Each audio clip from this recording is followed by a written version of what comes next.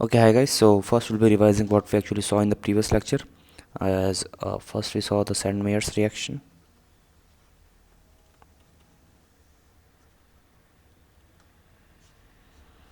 So Sandmeyer's reaction is nothing but we have the diazonium salt and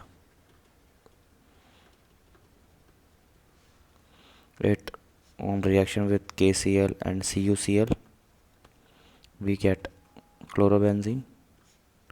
On a reaction with KBr and CuBr we get PHBr, and this on reaction with KCN and CuCN we get PHCN. Okay, so this is the Sandmeyer's reaction. Next we have Gattermann reaction.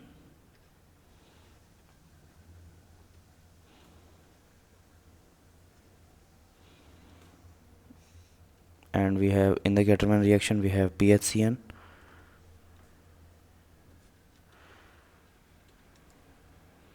and H2 in presence of Ni.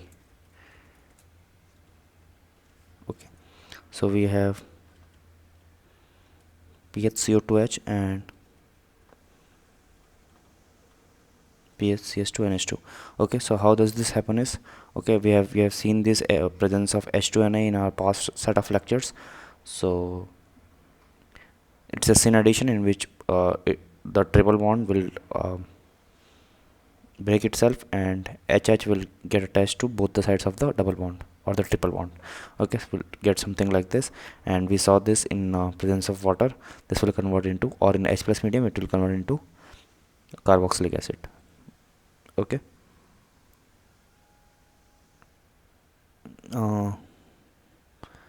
actually Gattermann reaction is, we continue it after this, so this is not a Gattermann reaction.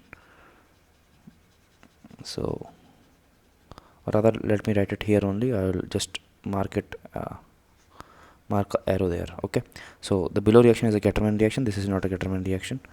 Okay, so we have something like, I just wanted to explain more about PHCN. So this is not related to either Sandmeyer or Gattermann. I just wanted to show more steps in the after the formation of PHCN as a product from the Sandmeyer's reaction.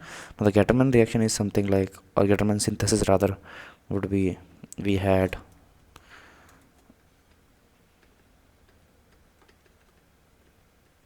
this diazonium salt and we are passing KBr in presence of copper. So what we'll have is something like this. This is a Gattermann synthesis. Now Schimann reaction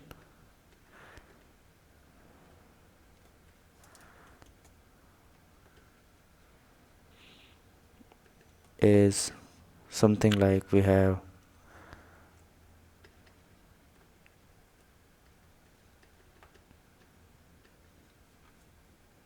and we have H plus in presence of BF4 minus, so we'll get BF4 minus is of something like B minus and F4. Okay, so what we'll have is PHF would be our product due to Schimann reaction. Okay, so now actually let's discuss some interesting facts about, let's say if we have a Grignard reagent, this is obviously delta minus NMGVR, and we are placing CuCl as a reagent. So what will happen is, this Grignard reagent would actually break the bond between the Cu and Cl and will form CH3 minus and copper metal. Okay, this CH3 minus can then be effectively used as a nucleophile over this compound, where we can have something like, we have something like this. So it can actually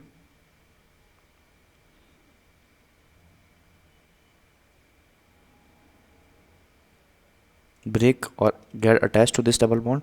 Addition reaction will take place. Okay, we'll get a negative charge here, and obviously CH3 would be getting attached here. This negative charge would be actually stabilized by the conjugate pi electrons of the O. Next what will happen is we would have H plus in the mixture. This minus charge will actually attack on the H plus and we'll get something like this as the final product. Okay, so these reactions are nowhere related to any of the concept. I'm just discussing it for how different kind of reaction can take place, so that you can connect the dots and have mastery over the reaction mechanisms. Okay, next we have something like RMGX and we have oxygen molecule. So what this delta negative O minus will do, it will attack on this atom and we'll get something like O minus and Mgr plus. Next what will happen is we would have again CS3 MgBr and it will attack again on this oxygen atom and we'll get something like 2 molecules of CS3O minus MgBr, and when passed through acidic medium we would have 2 moles of CS3OH.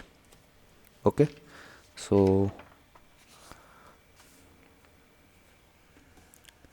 let me give one more example as the homework problem. You have to just think about how does this substance or this substrate rather